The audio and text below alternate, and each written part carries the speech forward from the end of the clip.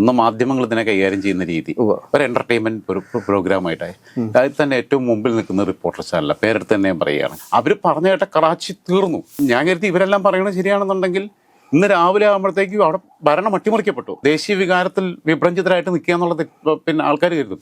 തീവ്രവാദം തുടങ്ങുന്നത് മുഴുവൻ പാകിസ്ഥാനിൽ നിന്നാണ്, അത് അവസാനിക്കാൻ പോകുന്നത് പാകിസ്ഥാനില്ല. പാകിസ്ഥാൻ ഒരു വെള്ളത്തിൽ മുങ്ങിയിട്ട് എവിടെന്നെങ്കിലും വൈക്കോൽ തുരുമ്പ് കിട്ടുകയാണെങ്കിൽ പിടിച്ചു കയറാന്ന് കരുതി ഈ അഹങ്കാരം കാണിക്കാൻ പോകണ്ടായിരുന്നു. നരേന്ദ്രമോദി എന്ന് പറയുന്ന ഇന്ത്യയുടെ പ്രധാനമന്ത്രി ഒരു വേൾഡ് ലീഡറായിട്ട് മാറുന്ന കാഴ്ച കൊണ്ട് നമ്മൾ കാണേണ്ടി വരും. നമസ്കാരം, വൈറ്റ് സൺ ടോക്സിലേക്ക് ഏവർക്കും സ്വാഗതം.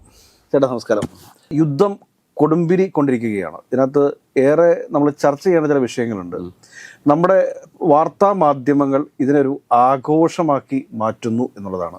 അവർക്ക് ഈ വള്ളംകളിയൊക്കെ എങ്ങനെയാണ് റിപ്പോർട്ട് ചെയ്യുന്നത്, അതിന് കമൻട്രി പറയുന്ന രീതിയിലേക്ക് വാർത്താ റിപ്പോർട്ടുകൾ തരംതാണു പോയിട്ടുണ്ടോ എന്നുകൂടി നമ്മൾ ചിന്തിക്കേണ്ട ഒരവസ്ഥയുണ്ട്.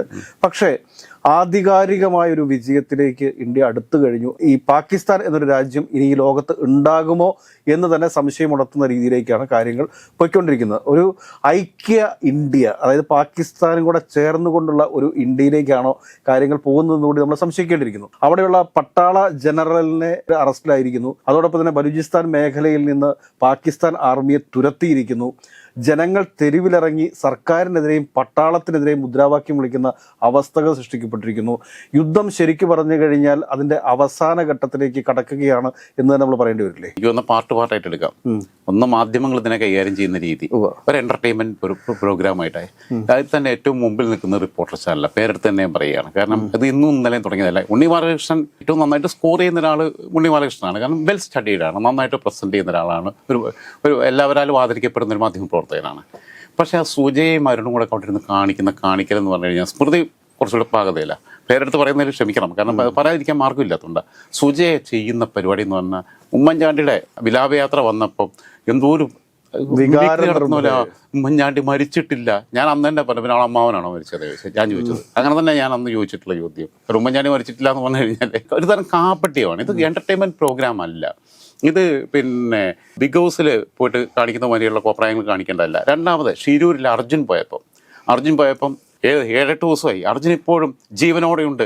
കാരണം ആ വണ്ടിയുടെ ഫെസിലിറ്റി, ഞാൻ കരുതി ആ വണ്ടിയുടെ കമ്പനിക്കാർ ഇവർക്ക് പൈസ കൊടുത്തിട്ട് ചെയ്യിപ്പിക്കുന്നതാണോ, വണ്ടിക്ക് ഇന്ന ക്വാളിറ്റികളുണ്ട് ഇങ്ങനെയാണ് എന്നൊക്കെ പറഞ്ഞിട്ട്. അപ്പോൾ പാറയും മണ്ണും എല്ലാം കൂടെ ഒലിച്ചു വരുമ്പോൾ, മലയുടെ മേലിൽ നിന്ന് ഒലിച്ചു വരുമ്പോൾ ഓക്കെ ഇത് ഇത്രയും വില കൂടിയ വണ്ടിയാണ്, എന്നാൽ നമുക്ക് സൈഡിൽ കൂടെ പോയേക്കാന്ന് പറഞ്ഞാൽ മണ്ണും കാറയും മാറിപ്പോതൊന്നുമില്ലല്ലോ. ഈ സാമാന്യ യുക്തിക്ക് നിരക്കാത്ത കാര്യങ്ങൾ അവർ പറയുകയാണ്. അതിനകത്ത് അത്രയും ദിവസം AC ഉള്ളതുകൊണ്ട് ജീവിച്ചിരിക്കാൻ പറ്റും. കല്ല് വന്നടിച്ചു കഴിഞ്ഞാൽ ഈ ഗ്ലാസ് പൊട്ടിപ്പോവും. അതേപോലെ തന്നെ ഈ മണ്ണിൽ പൊതിഞ്ഞ് കിടക്കുമ്പോൾ എങ്ങനെ AC പ്രവർത്തിക്കുന്നത്, ഇതൊന്നും ഇല്ലാതെ പിന്നെ ആണ് ഇവർ ഓരോ കാര്യങ്ങൾ റിപ്പോർട്ട് ചെയ്യുന്നത്. ഇപ്പോൾ യുദ്ധമുഖത്തുനിന്ന് റിപ്പോർട്ട് ചെയ്യുന്ന രീതിയാണ് ഞാൻ പറഞ്ഞ. അതിലേക്ക് കുറച്ച് നീട്ടി പറയുന്നതിൻ്റെ കാരണം അതൊരു പ്രധാനപ്പെട്ട പോയിന്റാണ്. യുദ്ധമുഖത്തുനിന്ന് റിപ്പോർട്ട് ചെയ്യുന്നത് നേരത്തെ സിബി പറഞ്ഞ പോലെ വള്ളംകളി മത്സരം ചെയ്യുന്ന പോലെയോ, അല്ലെങ്കിൽ ഇതാ അടുത്ത പോകുമ്പോൾ അവിടെ ഇട്ടിരിക്കുന്നു എന്നൊക്കെ പറഞ്ഞിട്ട് ഇങ്ങനെ ഈ ഫോട്ടോ ഫിനിഷിങ്ങിലേക്ക് പോകുന്ന രീതി, ഫുട്ബോൾ മാച്ചിന്റെ കമന്ററി പറയുന്ന രീതിയിലേക്ക് പോകുന്നത് വളരെ മ്ലേച്ഛമായ ഒരു കാര്യം. ഇന്നലെ രാത്രി ഞാൻ 4 മണി വരെ, വെളുപ്പിന് 4 മണി വരെ ഞാൻ ഇത് കണ്ടുകൊണ്ടിരിക്കുക. അവർ പറഞ്ഞ കേട്ട കറാച്ചി തീർന്നു, മറ്റിടത്ത് ഇവിടെ കഴിഞ്ഞു. ഞാൻ കരുതി ഇവരെല്ലാം പറയണത് ശരിയാണെന്നുണ്ടെങ്കിൽ ഇന്ന് രാവിലെ ആകുമ്പോഴത്തേക്കും അവിടെ ഭരണം അട്ടിമറിക്കപ്പെട്ടു, ഇന്ത്യക്ക് മുമ്പിൽ മറ്റൊരു സറണ്ടർ ചെയ്തു എന്നുള്ളതാണ് വരുന്നത്.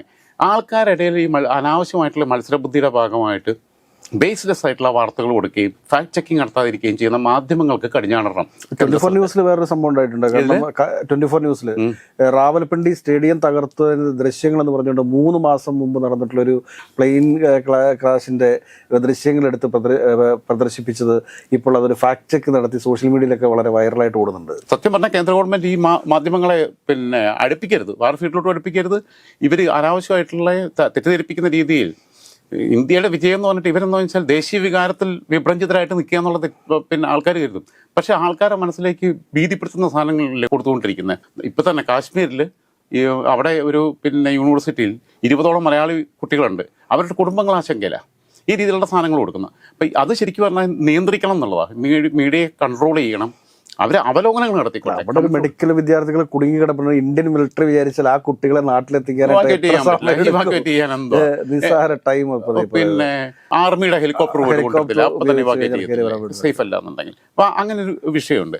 രണ്ടാമത് പറഞ്ഞത് ഇന്ത്യൻ യൂണിയനോട് പാകിസ്ഥാനും കൂടി കൂട്ടിച്ചേർക്കപ്പെട്ട് സ്വാതന്ത്ര്യപൂർവ്വ ഇന്ത്യയുടെ അതേ രൂപത്തിലേക്ക് വരിക എന്ന് പറഞ്ഞത് അസാധ്യമാണ്. പിന്നെ മനസ്സുകൊണ്ട് നമുക്കിപ്പം ഇപ്പോഴും നമ്മുടെ സഹോദരങ്ങളാണ്, മനസ്സുകൊണ്ട് അകന്നോ ഇല്ലയോ എന്നുള്ളതല്ല പ്രശ്നം. പക്ഷെ രണ്ട് വശത്തും തീവ്ര ദേശീയ വികാരമുള്ള ആൾക്കാർ NACBM പോലല്ല. പാകിസ്ഥാനും ഇന്ത്യയും തമ്മിൽ ക്രിക്കറ്റ് കളിക്കുമ്പോൾ എനിക്ക് വസീം അക്രമത്തിന്റെ കളി കാണുമ്പോൾ എനിക്ക് വസീം അക്രം വിക്കറ്റ് എടുക്കുമ്പോൾ എനിക്ക് സന്തോഷമായിരുന്നു. ഈ വസീം അക്രമത്തിനെ ഭയങ്കര ഇഷ്ടമായിരുന്നു. അന്ന് ഗാംഗുലി വസീം അക്രമാണ് എനിക്ക് ഏറ്റവും ഇഷ്ടപ്പെട്ടിരുന്ന ക്യാപ്റ്റന്മാർ. അവരുടെ ക്യാപ്റ്റൻസി എന്ന് പറഞ്ഞൊരു സ്പിരിറ്റ് ഉണ്ടായിരുന്നു അവർക്ക്. ഞാനിത് പറയുമ്പം എൻ്റെ കൂട്ടുകാർ കളി കാണുമ്പോൾ വസീം അക്രം വിക്കറ്റ് എടുക്കുമ്പോഴേക്ക് ഞാൻ അങ്ങ് ചാടും. എൻ്റെ കൂട്ടുകാരൊക്കെ പറയും അത് പാകിസ്ഥാനല്ലേ, പാകിസ്ഥാനെങ്കിൽ എന്തുവാ, സ്പോർട്സാ. നമ്മളൊക്കെ അങ്ങനെ കാണുന്നവരാ. പക്ഷേ സ്പോർട്സിനെ പോലെ യുദ്ധമായി കാണുന്ന മാനസികാവസ്ഥയിൽ നിൽക്കുന്ന ആളുകളിടത്തോളം കാലം അങ്ങനെ ഒരു സാധനം സാധ്യമല്ല. അത് എന്തായാലും നടക്കാൻ പോകുന്ന കാര്യമല്ല. അതുമല്ല, അങ്ങനെ വന്ന ഇന്ത്യക്ക് വലിയൊരു ബർഡനാണ്. പക്ഷെ ബലൂചിസ്ഥാൻ എന്ന് പറഞ്ഞൊരു പുതിയ രാജ്യം ഉണ്ടാവാനുള്ള സാധ്യതകൾ ഏറ്റവും ആദ്യം പറഞ്ഞത് ഏറ്റവും ആദ്യം പെഹൽഗാമിന്റെ നെക്സ്റ്റ് ഡേ നമ്മൾ രണ്ടും കൂടെ ഇതേ ചെയറിൽ ഇരുന്നിട്ടാണ് നമ്മൾ പറഞ്ഞത് POK ഇങ്ങോട്ട് കൂട്ടിച്ചേർക്കപ്പെടും, POK പിടിച്ചെടുക്കാൻ സാധ്യതയുണ്ട്. യുദ്ധം നീണ്ടാൽ പാകിസ്ഥാൻ ഇവിടെ വെച്ച് നിർത്താതിരിക്കുന്നതാണ് അവരുടെ ഏറ്റവും വലിയ അപകടം. ഇന്നിപ്പോൾ സൗദി അറേബ്യ ഒക്കെ നയതന്ത്രപരമായിട്ടുള്ള നീക്കങ്ങൾ നടത്തുന്നുണ്ട്. പക്ഷെ എത്രത്തോളം വിജയിക്കുമെന്ന് അറിഞ്ഞുകൂടാ. അല്ല, അതൊരു മാനുഷിക പരിഗണന വെച്ചിട്ടാ. നമ്മൾ ആദ്യമേ പറഞ്ഞു എല്ലാവരും പറഞ്ഞത് ഡാമിൽ നിന്ന് വെള്ളം കൊടുക്കാതിരിക്കുന്നതിനെ കുറിച്ചാണ് ഇവിടുത്തെ മെയിൻ സ്ട്രീം മീഡിയാസ് വരെ ചർച്ച ചെയ്തത്. വെള്ളം നമ്മളിന് കൊടുക്കത്തില്ല, പിന്നെ സിന്ധു നദി ജല പിന്നെ കരാറ് മരവിപ്പിക്കുന്നു എന്ന് പറഞ്ഞേ. നമ്മൾ അന്നും പറഞ്ഞു, പ്രൊഡിക്റ്റ് ചെയ്തു, വെള്ളം അവർക്ക് ആവശ്യമില്ലാത്ത സമയത്ത് വെള്ളം നമ്മൾ അങ്ങോട്ട് ഒടുക്കി കൊടുക്കും. ഇന്ന് തുറന്നു കഴിഞ്ഞു. അതുകൊണ്ട് ഞാൻ പറഞ്ഞു, ഒരു സാമാന്യ യുക്തിക്ക് നിരക്കാത്ത രീതിയിലാണ് ഇതിന്റെ റിപ്പോർട്ടിംഗ് സ്റ്റൈൽ പോകുന്നത് എന്നുള്ളൊരു വിഷയമുണ്ട്. ഒന്ന്, നമ്മളാരും മാർഫീൽഡിൽ പോയിട്ട് പരിചയം ഉണ്ടായിട്ടല്ല, കോമൺ സെൻസ് ആണിത്. നമ്മളെക്കാൾ എക്സ്പീരിയൻസ് ആയിട്ടുള്ള ആൾക്കാരാണ് ഇരുന്നിട്ട് ഇത് പറയുന്നത് എന്നുള്ളൊരു പ്രശ്നമുണ്ട്. രണ്ടാമത്തെ കാര്യം, കൂട്ടിച്ചേർക്കൽ സാധ്യമല്ല എന്ന് പറയുമ്പോൾ ബലൂചിസ്ഥാൻ തുടങ്ങിയല്ലോ. ബലൂചിസ്ഥാൻ സ്വതന്ത്രമാകുമെന്നുള്ള കാര്യത്തിൽ ബലൂചിസ്ഥാനെ ഇനിയിപ്പോൾ പിടിച്ചു നിർത്താൻ അവർക്ക് കഴിയത്തില്ല. ചിറ്റ്ഡോവലിനെ ഇവിടെ നിയോഗിക്കുമ്പം ബലൂചിസ്ഥാൻ ഇപ്പോൾ എവിടെ നിന്നായിരിക്കും ആം എക്യുപ്മെന്റ്സ് കിട്ടുന്നതെന്നുള്ളത് ഇപ്പോൾ നമ്മളിവിടെ പറഞ്ഞില്ലെങ്കിലും അണ്ടർസ്റ്റുഡ് ആണ്, അല്ലേ? അത് വേണ്ട. കാരണം പാകിസ്ഥാൻ വിഭജിക്കപ്പെടേണ്ടതും പാകിസ്ഥാനിൽ അസ്ഥിരപ്പെടുത്തേണ്ടതും ആരുടെ ആവശ്യം? നമ്മുടെ ആവശ്യമാണ്. നമ്മുടെ സമാധാനപൂർണ്ണമായ ജീവിതത്തിന് ആവശ്യമാണ്. അതെ. പിന്നെ നമ്മുടെ മാത്രമല്ല, ലോകത്തിന്റെ മുഴുവൻ എന്ന് പറയാം. കാരണം ഭീകരവാദം തുടങ്ങുന്നതും അവസാനിക്കുന്നതും പാകിസ്ഥാനിൽ തന്നെയാണ്. തീവ്രവാദം തുടങ്ങുന്നത് മുഴുവൻ പാകിസ്ഥാനിൽ നിന്നാണ്. അത് അവസാനിക്കാൻ പോകുന്നത് പാകിസ്ഥാനില്ല, ഇറാനിലും.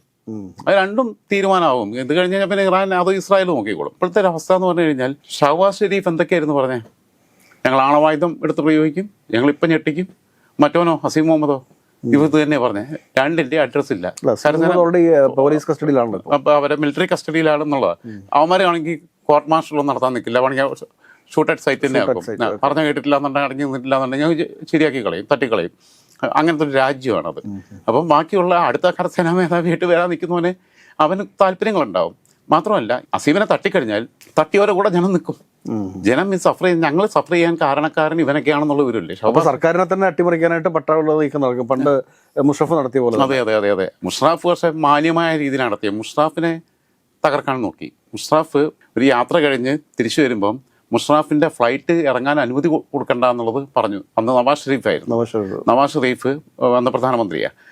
ആ മുഷറഫ് പക്ഷെ ലാൻഡ് ചെയ്തു, വിത്തിൻ ഹവേഴ്സ് ഭരണം പിടിച്ചെടുത്തു. പക്ഷേ നവാസ് ഷെരീഫിനെ മുഷറഫ് ആയതുകൊണ്ട്, മുഷറഫ് ഒരു എനിക്ക് വന്ന ഒരു കുറച്ചുകൂടെ ഹൃദയ വിശാലതയുള്ള ഒരു മനുഷ്യനായിരുന്നു. മുഷറഫ് നവാസ് ഷെരീഫിനെ തട്ടിക്കളഞ്ഞില്ല. സാധാരണ പാകിസ്ഥാന്റെ രീതി വെച്ചിട്ട് തട്ടിക്കളയും. ഇതെന്താ ചെയ്തെന്ന് വെച്ച് കഴിഞ്ഞാൽ, മുഷറഫ് പറഞ്ഞു എവിടെയെങ്കിലും പോയിക്കോ, ഇവിടെ നിന്നേക്കരുത്, പോകാൻ സമ്മതിച്ചു, ജീവനോടെ പറഞ്ഞയച്ചു. അത് മുസ്താഫിന് പറ്റിയ അബദ്ധമാണ്.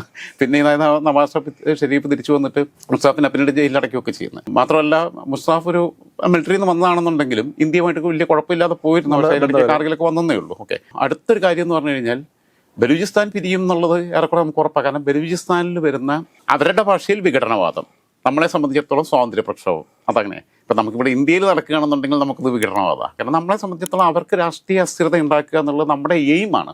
അതിൽ നമ്മൾ വിജയിക്കുന്നു. തിരിച്ച് ഇവിടെ അത്തരം വിഘടനവാദ പ്രസ്ഥാനങ്ങൾ ഉയർന്നു വന്നപ്പം അതിന് വേണ്ട ആം എക്യുപ്മെന്റ്സ് കൊടുത്തിരുന്നത് പാകിസ്ഥാനാണ്. ഇവർക്കും കൊടുത്തിട്ടുണ്ട്, നമ്മുടെ സിഖ് തീവ്രവാദികൾ കൊടുത്തിട്ടുണ്ട്. പക്ഷേ ഇതിനെ രണ്ടിനും നമുക്ക് നിലക്ക് നിർത്താൻ പറ്റി. ഇപ്പോഴും യൂണിറ്റി ഇൻ ഡൈവേഴ്സിറ്റി എന്ന് പറയുന്ന, അവരെക്കാൾ എത്രയോ ഇരട്ടി വലുപ്പവും, അവരെക്കാൾ എത്രയോ ഭാഷകൾ, അവരെക്കാൾ പിന്നെ എത്രയോ ജനസംഖ്യ, എത്രയോ മടങ്ങ് ജനസംഖ്യ ഉണ്ടായിട്ടും നമ്മളിപ്പോഴും അതേ ലെവലിൽ നിൽക്കുക.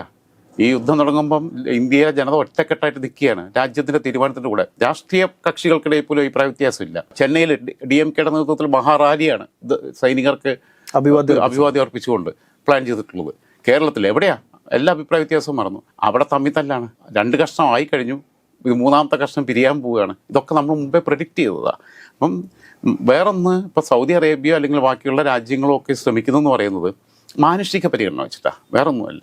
പിന്നെ ഇതിനകത്തുള്ള കാര്യം, ഇവരുടെ പങ്കാളികളായിരുന്ന, നമ്മൾ കഴിഞ്ഞ ദിവസം ചർച്ച ചെയ്തതുപോലെ തന്നെ പങ്കാളികളായിരുന്ന, എന്നും വൈകുന്നേരം ഒരുമിച്ച്, അതായത് നമ്മളിപ്പോൾ 2 സുഹൃത്തുക്കളാണെന്നുണ്ടെങ്കിൽ എന്നും വൈകിട്ട് ഒരുമിച്ച് 2 സ്മാൾ അടിക്കുന്ന ആൾക്കാർ, ഒരു കൂട്ടുകാരന് പ്രശ്നം വരുമ്പോൾ അവന് പൈസ ഇല്ലെങ്കിലും ചിലപ്പോൾ മറ്റവൻ സാധനം മേടിച്ചു കൊടുത്തിട്ടുണ്ടാവും. പക്ഷെ ഇവൻ പട്ടിണിയിലോട്ട് പോകുമ്പോൾ അവരെ വീട്ടിൽ സാധനം മേടിച്ചു കൊടുക്കത്തില്ല. അപ്പോൾ ബന്ധമെല്ലാം അങ്ങ് ഒഴിവാക്കി പോകും എന്ന് പറഞ്ഞ പോലെ പ്രതിസന്ധി ഘട്ടത്തിൽ ഞങ്ങൾക്ക് ഇന്ത്യയും നിങ്ങളും ഒക്കെ തുല്യരാണെന്നാണ് പറഞ്ഞത്. അത് നമ്മൾ കഴിഞ്ഞ ദിവസം ചർച്ച ചെയ്തതാണ്. പാകിസ്ഥാൻ ഒറ്റപ്പെടുകയാണ്. പാകിസ്ഥാൻ ഒരു വെള്ളത്തിൽ മുങ്ങിയിട്ട് എവിടെന്നെങ്കിലും വൈക്കോൽ തുരുമ്പ് കിട്ടുകയാണെങ്കിൽ പിടിച്ചു കയറാൻ നേരത്തെ ഈ അഹങ്കാരം കാണിക്കാൻ പോകണ്ടായിരുന്നു. അവരിങ്ങനെ ഒരു അടി പ്രതീക്ഷിച്ചിട്ടില്ല, സ്വപ്നത്തിൽ പോലും പ്രതീക്ഷിച്ചിട്ടില്ല. അവർ പ്രതീക്ഷിക്കാത്തൊരു അടിയാണ് കൊടുത്തത്. കാരണം എല്ലാ രീതിയിലും എല്ലാ വശത്തു നിന്നും തകർക്കാനുള്ള ഒരു ശ്രമം ഇന്ത്യയുടെ ഭാഗത്തു നിന്നുണ്ടായപ്പം പ്രതിരോധ സംവിധാനങ്ങൾ തകരുക എന്ന് പറഞ്ഞാൽ പിന്നെ രാജ്യം തകർന്നില്ലേ. രണ്ടാമത്തെ, ഞങ്ങളുടെ സാമ്പത്തിക മേഖലയൊക്കെ തകർന്നിരിക്കുന്നു എന്ന് പറഞ്ഞിട്ട് അവരെ ഔദ്യോഗിക എക്സ് പേജിലോ ഏതിലോ അവരെ പിന്നെ സൈറ്റിൽ റിക്വസ്റ്റ് വന്നിട്ടുണ്ട് ലോകരാജ്യങ്ങളോട്. പക്ഷെ അവരിപ്പോൾ പറഞ്ഞേക്കുന്നത് ഹാക്ക് ചെയ്യപ്പെട്ടതെന്നാ.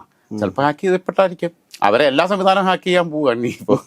ആ കൂട്ടത്തിൽ ഇത് പ്രത്യേകിച്ച് എടുത്തു പറയേണ്ട ഒരു കാര്യമില്ല എന്ന് എനിക്ക് തോന്നുന്നത്. എനിക്കൊന്ന് പാകിസ്ഥാൻ തീർന്നു എന്ന് നമുക്ക് തറപ്പിച്ച് പറയാൻ പറ്റുന്ന ഒരു അവസ്ഥയിലേക്ക് എത്തിയിട്ടുണ്ടോ?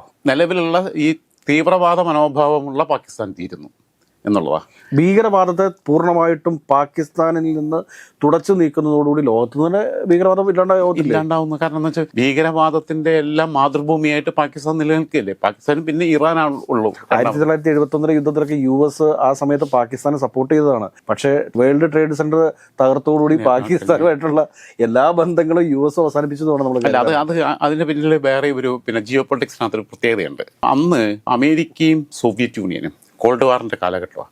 അപ്പം സോവിയറ്റ് യൂണിയൻ ഏത് രാജ്യത്തെ സപ്പോർട്ട് ചെയ്യുന്നോ അതിന് ഓപ്പോസിറ്റ് ആയിട്ട് നിൽക്കുന്ന രാജ്യത്തെ അമേരിക്ക സപ്പോർട്ട് ചെയ്യുന്നു.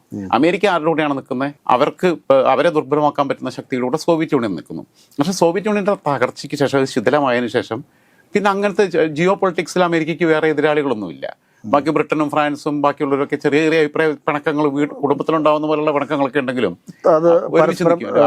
ഒരു വിഷയം വരുമ്പോൾ സഹകരിച്ചു പോകുന്നു. റഷ്യ എന്ന് പറയുന്ന അമേരിക്കയുടെ മുമ്പിൽ ശത്രുവൊന്നുമല്ല, എതിരാളിയുമല്ല. ഇപ്പം പറഞ്ഞ പോലെ തന്നെ മൈ ഫ്രണ്ട് പുട്ടിനാണല്ലോ ഡൊണാൾഡ് ട്രംപിന്. അങ്ങനെ നിൽക്കുന്ന സമയത്ത് അപ്പോൾ എനിക്ക് തോന്നുന്നത് നമ്മൾ ഇത് കൺക്ലൂഡ് ചെയ്യുവാണെങ്കിൽ നമുക്ക് പറയാൻ സാധിക്കുക. കാരണം എന്താ വെച്ച് കഴിഞ്ഞാൽ പാകിസ്ഥാന് എതിരെ ശക്തമായ നിലപാട് ഇന്ത്യക്കുണ്ട്. പാകിസ്ഥാൻ എന്ന രാജ്യത്തിനെതിരെയല്ല, അവർ ഉയർത്തുന്ന ഭീകരവാദത്തിനെതിരെ അതിശക്തമായൊരു നിലപാടുമായിട്ട് ഇന്ത്യ മുൻപോട്ട് പോകും. ഇനി പാകിസ്ഥാനിൽ നിന്ന് ലോകരാജ്യത്തിന് തന്നെ ഒരു പ്രശ്നം പാകിസ്ഥാന്റെ ഭാഗത്ത് നിന്ന് ഉണ്ടാവരുത് എന്ന രീതിയിൽ ഇന്ത്യ മുന്നേറുന്ന സമയത്ത് നരേന്ദ്രമോദി എന്ന് പറയുന്ന ഇന്ത്യയുടെ പ്രധാനമന്ത്രി ഒരു വേൾഡ് ലീഡറായിട്ട് മാറുന്ന കാഴ്ച കൊണ്ട് നമ്മൾ കാണേണ്ടി വരില്ലേ? അല്ല, നരേന്ദ്രമോദിയുടെ കയ്യിൽ അജിത് ഡോവലും ഇവരൊക്കെ ഉള്ളതുകൊണ്ടാണ്. പിന്നെ രാജ്നാഥ് സിംഗ് നല്ലൊരു പെർഫോമറാണ്. അത് മാത്രമല്ല, ശ്രദ്ധിച്ചിട്ടുണ്ടോ, രാജ്നാഥ് സിംഗ് പ്രതിരോധ വകുപ്പ് മന്ത്രി എന്നുള്ള രീതിയിൽ പ്രസ് ബ്രീഫ് നടത്തിയപ്പോൾ ബാക്കിയുള്ള കാര്യങ്ങളിലും ഈ വിഷയത്തെ കൈകാര്യം ചെയ്ത രീതിയിലും അജിത് ഡോവലും ഒക്കെ ആവശ്യമില്ലാത്തൊരു വെല്ലുവിളിയും വാക്കും ഒന്നുമില്ല. സൈലന്റ് അച്ചീവറാണ്. ഏറ്റവും മനോഹരമായിട്ടാണ് ഈ വിഷയങ്ങൾ. നരേന്ദ്രമോദിയുടെ ഭാഗത്തൊന്നുമില്ല, ഒരു നമ്മുടെ ഇന്ത്യൻ ലീഡർഷിപ്പിന്റെ ആരുടെയും ഭാഗത്തു നിന്ന്, ഒരു സംസ്ഥാന മുഖ്യമന്ത്രിമാരുടെ ഭാഗത്തു നിന്ന് ഞങ്ങളങ്ങ് തീർക്കും, അവരെ ശരിയാക്കും എന്നൊക്കെ പറഞ്ഞിട്ട് ഒന്നും പറയാൻ പോയില്ല. ലോകം ശ്രദ്ധിക്കുന്നുണ്ടെന്നുള്ളത് അറിയാം. ഏറ്റവും മാന്യമായ ഭാഷയിൽ, മിതമായ രീതിയിൽ ഞങ്ങൾക്ക് രക്ഷയില്ലാത്തതുകൊണ്ട് ചെയ്തു എന്ന് ലോകരാജ്യങ്ങളെ കൺവിൻസ് ചെയ്തിട്ട് അങ്ങനെ ചെയ്തു എന്നുള്ളതാണ്. അവിടെയാണ്, അതായത് ഗോഗാ വിളിക്ക് പോയില്ല. മറ്റവരവിടെ കിടന്ന് വിളിച്ചുകൊണ്ടിരിക്കുന്നത് എന്തുകൊണ്ടാണെന്നറിയോ? ഞങ്ങൾ ഇപ്പൊ ശരിയാക്കുന്ന പട്ടി കടിക്കത്തില്ലെന്നുള്ളതല്ലേ. ഏതൊക്കെയായാലും പാകിസ്ഥാനിൽ നിന്ന് ഭീകരവാദം തുടച്ചു നീക്കപ്പെടും എന്ന് നമുക്ക് ഉറച്ചു വിശ്വസിക്കാം. മറ്റൊരു വിഷയവുമായി വീണ്ടും കാണാം. നന്ദി, നമസ്കാരം.